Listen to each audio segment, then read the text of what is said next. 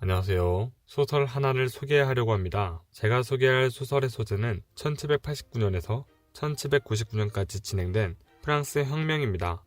프랑스 혁명하면 어떤 문학 작품이 떠오르세요? 시간 5초 드릴게요.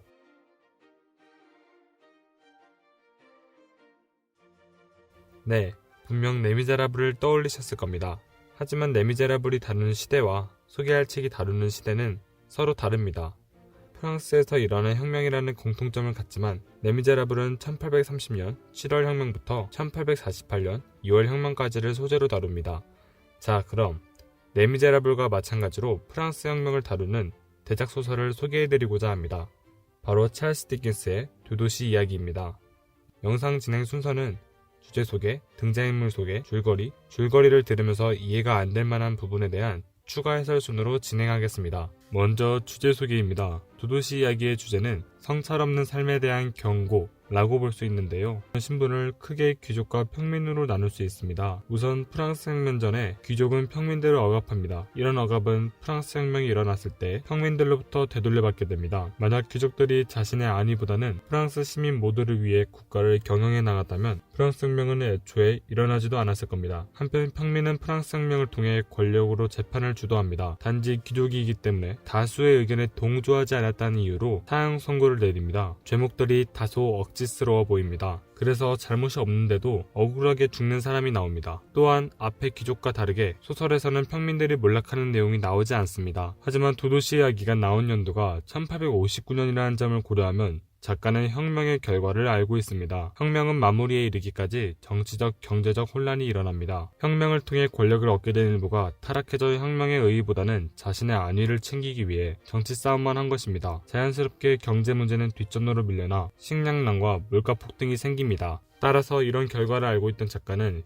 혁명에 참여하는 일부 시민들을 부정적으로 그려내기 위해서 이성에 움직이지 않고 감정에 좌우되는 모습으로 그려냅니다. 이처럼 성찰 없이 살아가는 귀족의 최후를 나타내고 성찰 없이 살아가는 평민을 변덕스러운 모습으로 그려 독자들에게 성찰의 필요성을 주고자 했던 것을 알 수 있습니다. 다음으로 인물 소개입니다. 마네트 가족, 텔스은행 사람들, 에브레몽드 가문, 드파르주 부부, 그리고 기타 인물들로 인물들을 분류할 수 있습니다. 우선 마네트 가족의 마네트 박사입니다. 에브레몽드 가문의 음모로 오랫동안 감옥에 갇혀 있었습니다. 석방된 뒤 자신의 하인이었던 드파르주의 옥탑방에서 구두를 짚고 살다가 루시와 로리를 만나 영국으로 갑니다. 다음은 마네트 박사의 딸 루시입니다. 그녀는 어린 나이에 어머니를 여의고 아버지와 헤어져서 고아가 되는 인물입니다. 고아가 된 그녀를 어린 나이에 파리에서 런던으로 데려온 인물이 로리입니다. 다음으로 미스 프로스입니다. 프로스는 마네트 박사 집에서 일하는 가정부입니다. 그리고 그녀에게는 남동생이 있는데요. 그는 살러먼입니다. 프로스와 살러먼은 연락이 끊겼습니다. 텔슨 은행 사람들은 노리와 제리가 있습니다.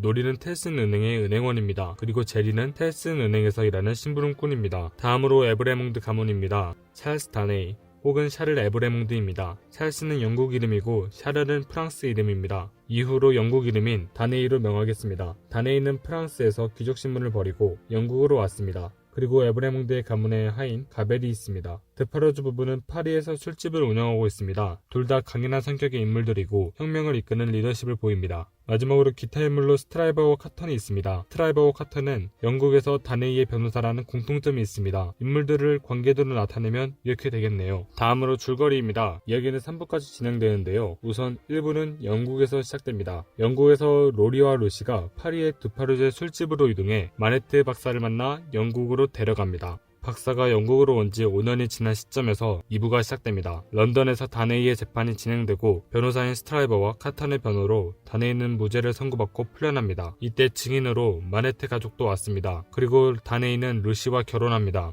프랑스에서는 바스티유 습격이 일어납니다. 드파르주는 바스티유의 감옥의 북탑 배구에서 마네트 박사가 남긴 글을 발견합니다. 이때 에브레몽드 가문의 하인 가벨이 혁명으로 위기에 몰리자 다네이에게 도움을 요청합니다. 요청을 받은 다네이는 마네트 가족들 몰래 파리로 떠납니다. 3부는 프랑스로 떠났던 다네이가 귀족, 도망자라는 이유로 나프로스 감옥에 갇히는 것으로 시작됩니다. 노리 또한 다네이와 별개로 은행일로 파리로 파견됩니다. 갑자기 사라져 감옥에 갇힌 다네이를 구하러 마네트 가족도 프랑스로 옵니다. 마네트 박사는 사위가 재판에서 유죄를 받지 않도록 파리에서 의료활동을 하면서 인지도를 쌓습니다. 이때 카턴도 노리를 만나러 파리로 옵니다. 인지도를 쌓은 마네트 덕분에 다네이는 무죄를 선고받습니다. 그러나 얼마 안 지나서 다네이는 드파르주 부부와 마네트 박사에게 고발됩니다. 결국 다네이는 두 번째 재판에서 사형이 선고됩니다.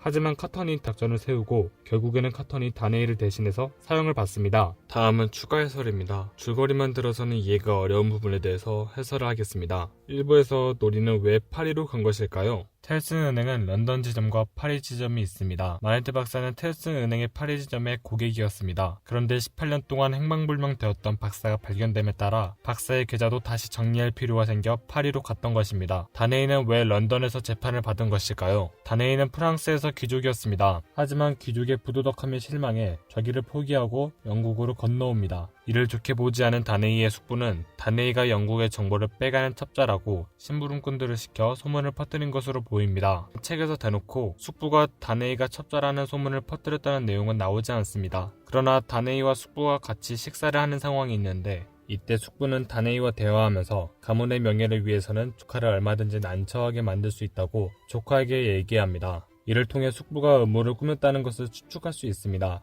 마네트 가족은 왜 다네이의 재판에서 증인으로 나온 것일까요? 마네트 박사를 파리에서 런던으로 데려올 때 배를 탔는데 그 배에 탄 승객이 다네이뿐이었습니다. 그래서 유일한 목격자인 마네트 박사와 루시, 노리가 증인으로 불려간 것입니다. 드파르주는 왜 바스티유 감옥을 함락하자 북탑 베고우를 찾아간 것일까요? 드파르주가 마네트 박사를 보호하고 있을 때 습관처럼 마네트 박사가 북탑 베고우를 외쳤기 때문입니다. 그래서 드파르주는 거기에 박사가 무언가를 남겼다고 생각하여 북탑 베고우를 뒤졌던 것입니다. 왜 다네이는 위험을 감수하고 파리로 간 것일까요? 다네이는 모든 권위를 내려놓았을 뿐만 아니라 하인 가벨에게 평민들에게 아량을 베풀라고 부탁을 했기 때문에 다네이는 그동안 했던 일들을 사실대로만 말하면 가벨을 감옥에서 빼낼 수 있다고 믿었기 때문입니다. 박사는 어떻게 다네이를 재판에서 이기게 만든 것일까요? 박사는 자신이 이전에 바스티유 감옥에 갇혔다는 사실이 프랑스 시민들에게 동질감을 줘서 재판에서 사위가 무죄를 받는 데에 도움을 줄 수 있다고 판단합니다. 그래서 의료봉사로 파리에서 자신의 인지도를 쌓아 재판을 유리하게 만든 것입니다. 드파르주 부부와 마네트 박사는 다네이를 왜 고발한 것일까요? 우선 드파르주 부인의 가족은 다네이의 아버지와 숙부에게 몰살당했습니다. 그래서 그 가문에 복수하겠다는 생각을 했습니다. 드파르주는 에브레몽드 가문이 아내의 원수니까 같이 고발한 것입니다.